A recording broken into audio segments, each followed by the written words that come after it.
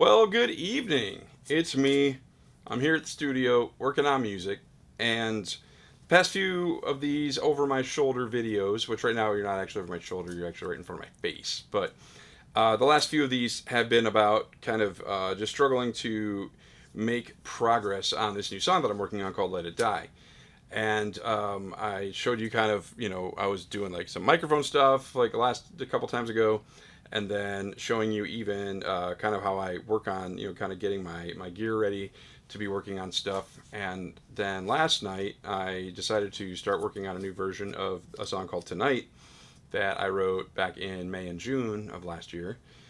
And all of those are keeping me in the room. They're keeping me at least engaging with the creative part of my brain, and I really wanted to keep doing that. That seems to be something that's helped me in the past. And so another trick that I have is, yay! So my buddy Rob, he's the owner over at No Noise Records in Toledo. If you're ever in Toledo, go see Rob at No Noise. He's the man. But yesterday I called him and said, "Hey man, I need any used James Taylor records you have, because um, I wanted to listen to some music that was really, really well done, but not anywhere close to kind of sonically what I'm going for. Because I don't want to try to mimic it. I don't want to try to get ideas from it, but rather I just wanted to like work in that part of my brain. And so I got like this guy. Now he looks, if you guys ever watched Law and Order SVU, a little bit like Stabler. I don't know, just my opinion. Um, yeah, they got that. Got this guy. These were all like $6, so it wasn't like this huge, like spending spree or anything like that, because you don't have to, spend a lot of money to get creative. This guy, actually, this has "Don't Let Me Be Lonely Tonight" on it, which is a great song, and he just looks like a bad mamma jamma on the back of this guy. And then this one, which is not a well-known James Taylor record, as far as I can tell, but it has a song on it called "Mill Worker" that's actually Paul McCartney's favorite James Taylor song. So listen to those, and yeah, something else that I like to do is play with other like sounds and things like that. And so last night, I'll take you over here to the. There we go. You're welcome. That was a great sound effect. But last night I was having some trouble finding guitar tones that I was like totally loving, and so I actually went on Neural DSP's website. They're the ones who make the Corey Wong archetype. They make the John Mayer just came out with one actually. I tried it out. I didn't. I didn't. It took me too long to figure it out, so I kind of lost my attention span on that. But this is a new plugin. It's just the 14-day trial, because you can try it out for 2 weeks before you actually have to buy it, because they're not cheap, and so you want to make sure you like it. And this is the Mesa Boogie Mark II-C suite. And what this is it's an old. It's from the 80s, but it's like a pretty iconic amplifier. Like people who love like the Dumble, they love different like boutique amps, or just like rare, hard to find, or I mean they don't, this isn't made anymore, at least not like this. And so I've never played through one, but I wanted to see what it was like. And end of the day, if I don't love this plugin suite, then I just don't have to buy it at the end of the 14 days. But if I love it, then I will. So let me get this set up, and then I will play through it a little bit and see if we can find some tones that are good. Because yeah, we're gonna keep rolling with tonight. Oh man. Okay. Thanks for listening, by the way. I appreciate it. So this seems to be working.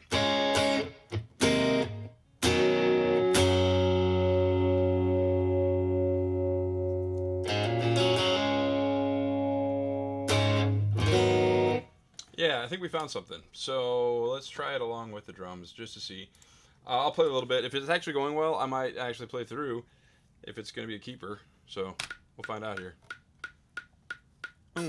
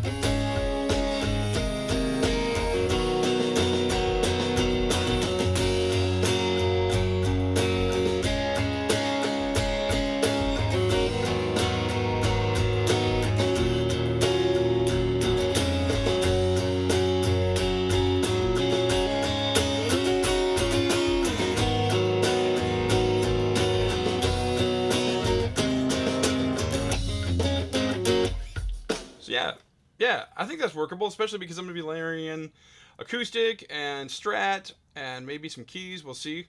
I don't really have a clear vision on that yet, but okay, we found our Jazzmaster plugin suite settings, and yeah, I think this is what we're going to go with. So I think the next thing I'm going to do is I'm just going to lay down the acoustic track, which is going to be kind of like the base layer of the whole song. So I need to get that set up, and we'll rock out some acoustic, and it's going to be fun. Mm.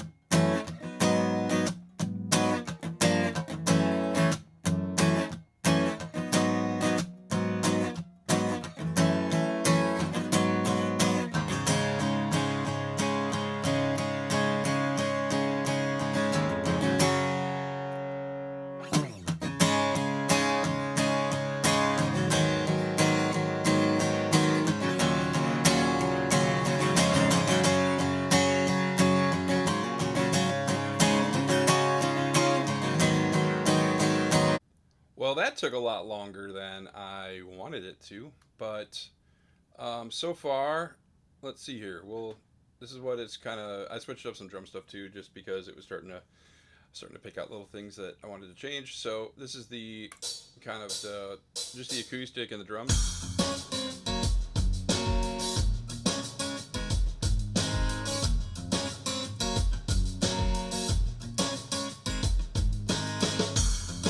Bring in the Jazzmaster.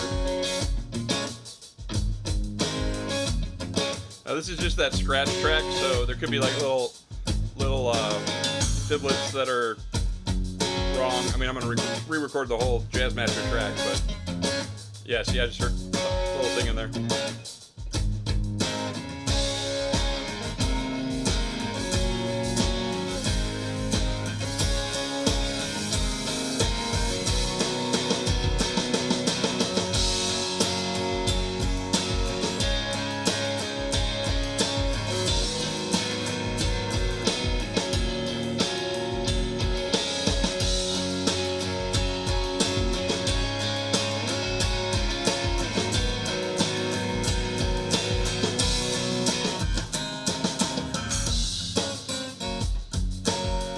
Like if you go up to the bridge, let's go 49, just to kind of give a pickup to it.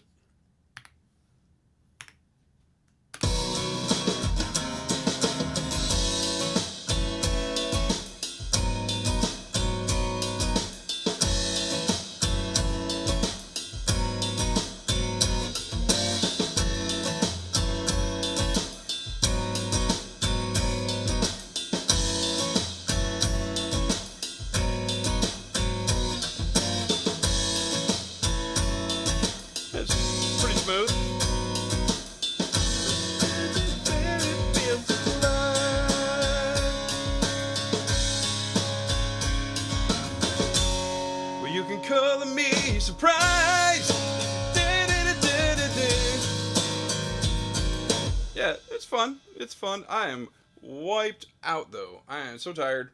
It is 10 after midnight, and I need to go home and go to bed. So, y'all have a good night. Thank you so much for listening and watching and caring.